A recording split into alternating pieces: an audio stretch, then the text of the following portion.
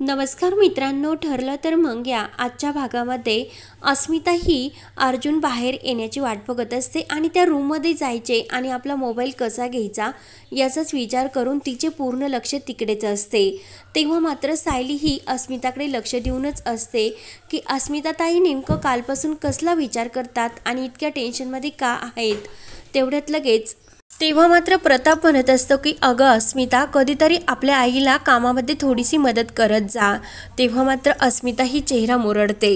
तेव्हा कल्पना म्हणते की मी आता अस्मिताला कामाला लावते आणि तिला बत्ताशे काढण्यासाठी सांगते। तेव्हा लगेच अस्मिता ही कोलून देते की विमल हे सर्व करेल। अस्मिताच्या डोक्यात मात्र रूममध्ये कसे जायचे आणि तो मोबाईल कसा घ्यायचा याचाच तिला विचार येत असतो। तेवढ्यात अर्जुन बाहेर येतो आणि त्याच वेळी सायली मात्र ही अस्मिताकडे लक्ष ठेवून फुलांचा हार बनवत असते। अर्जुन तिच्याजवळ येतो आणि बसतो आणि मी सुद्धा तुम्हाला मदत करू का मिस सायली, असे बोलून एक एक फूल सायलीच्या हातामध्ये देण्याचा प्रयत्न करू लागतो। तेवढ्यात सायली म्हणते की आओ अर्जुन सर, पण माझा फुलांचा हार सुद्धा हा तयार झाला। त्यावर सायली उठते आणि तो हार बनवलेला तो दाराला तोरण लावण्यासाठी उभी राहते, पण सायलीचा काही हार लावण्यासाठी पुरत नसतो। सायली उड्या घेत असते। तेवढ्यात अर्जुन हा सर्वांसमोर येतो आणि सायलीला चक्क उचलून घेतो।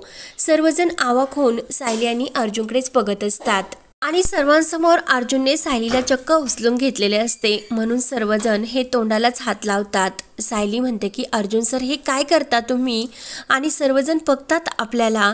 तेव्हा लगेच अर्जुन म्हणत असतो की मिस सायली, तुमचा तिथपर्यंत हात पोहोचत नव्हता, मी फक्त तुम्हाला उचलून घेतलं, तो हार तेथे लावण्यासाठी तुम्हाला फक्त मदत केली। तेवढ्यात पूर्णाई आजी सुद्धा आलेली असते आणि तिचे लक्ष सायली आणि अर्जुनकडे जाते। अर्जुनने चक्क सायलीला उचलून घेतल्यावर पूर्णाई आजीला मात्र खूप राग येतो आणि ती म्हणते की येथे काय चालले। तेव्हा अर्जुन लगेच घाईने सायलीला खाली ठेवतो।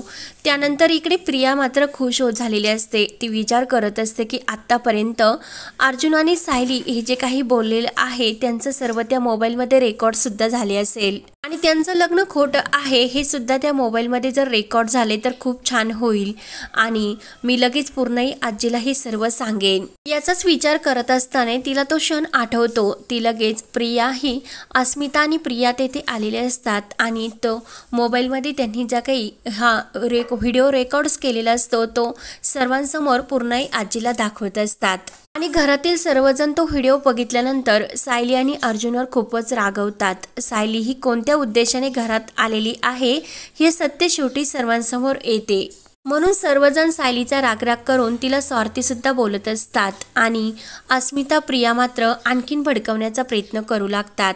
तेव्हा पूर्णाई आजी ही सायलीचा हात पकडते आणि तिला घराबाहेर काढण्याचा प्रयत्न करत असते। अर्जुन सुद्धा मात्र त्यावेळी काहीच बोलत नाही, तो शांतपणे रडत असतो।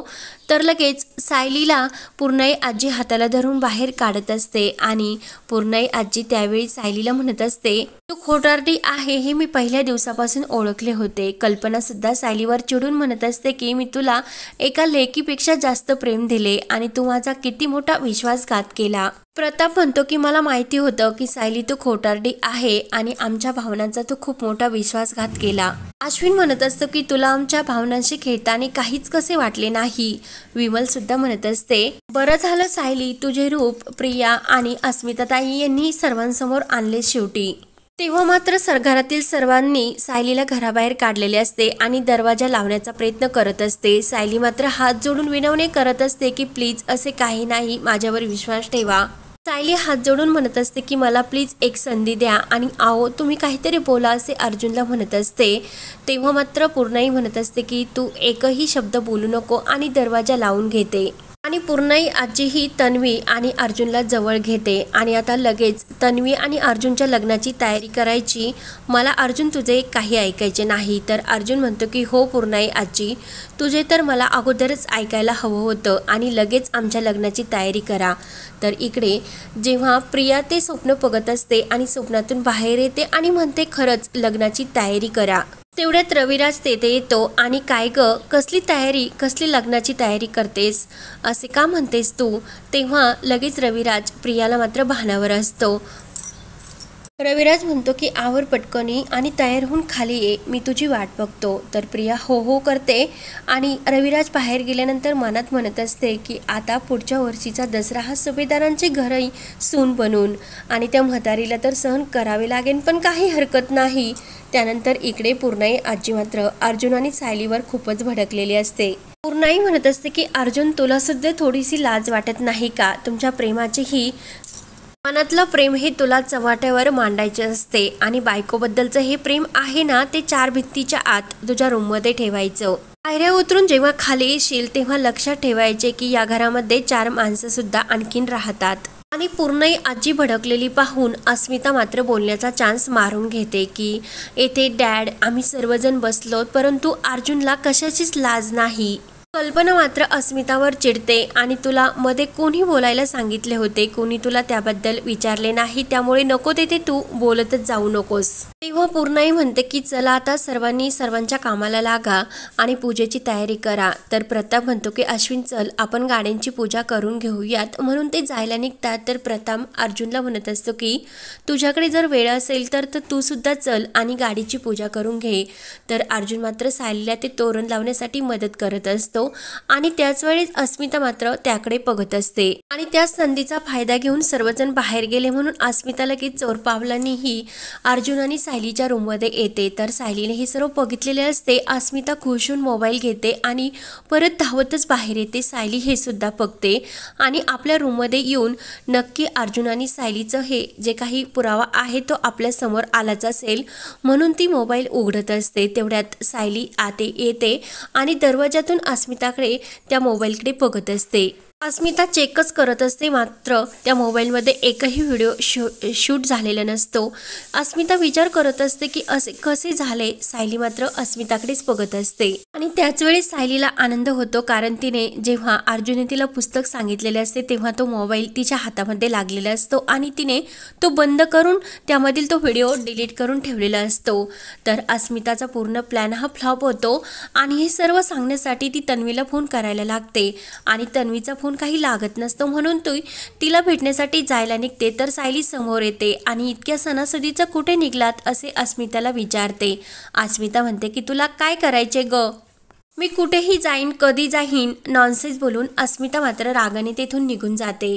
तर अस्मिता बाहेर गेल्यानंतर सायली आपला मोबाईल सुद्धा तेथे रेकॉर्ड्स हे व्हिडिओ ऑन होण्यासाठी मुद्दाम त्या सोफ्यावर उभे राहून त्या टेबलवर तिने ठेवून दिलेला असतो. त्यामुळे तिला अस्मिता आणि प्रिया नेमकं काय बोलतात हे समजणार असते. त्यानंतर अस्मिता बाहेर येते आणि प्रियाला फोन लावते. तेव्हा लगेच प्रिया खुश होऊन विचारते की काय झाले, व्हिडिओ शूट झाला की नाही.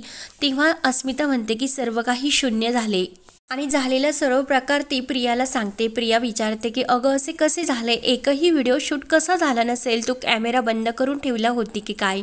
अस्मिता म्हणते की नाही ग, कॅमेरा ऑनच होता. प्रिया म्हणते की जाऊन दे आपण दुसरा प्लॅन करू, म्हणून प्रियाला खूप हा अस्मिताचा राग येतो आणि फोन ठेवल्यानंतर अस्मिता म्हणते की आता मी रूममध्ये जाते आणि शांतपणे झोपून राहते. तर हा भाग येथेच संपतो. पुढील भागामध्ये जेव्हा सायलीने तो मोबाईल हा अस्मिताच्या रूममध्ये ठेवलेला असतो तो अस्मिता घेते आणि सायलीला जाब विचारते की तुला असे काय शोधायचे होते रूममध्ये, तुझा मोबाईल माझ्या रूममध्ये ठेवला. अर्जुन मात्र हे सर्व चोरून ऐकत असतो. तर सायली विचारते की मग अस्मिता ताई, मी तुमच्या रूममध्ये मोबाईल ठेवला, काय फरक पडला, तुम्ही सुद्धा आमच्या रूममध्ये तुमचा मोबाईल ठेवला होता आणि तो सुद्धा कॅमेरा ऑन करून तुम्हाला असे काय शूट करायचे होते आणि मी जर असे केले तर काय फरक पडतो. तर अस्मिताची चोरी अर्जुनाने सायलीने पकडलेली असते. तर आता पुढे काय होणार हे पाहण्यासाठी चॅनलला नक्की सबस्क्राईब करत राहा. धन्यवाद.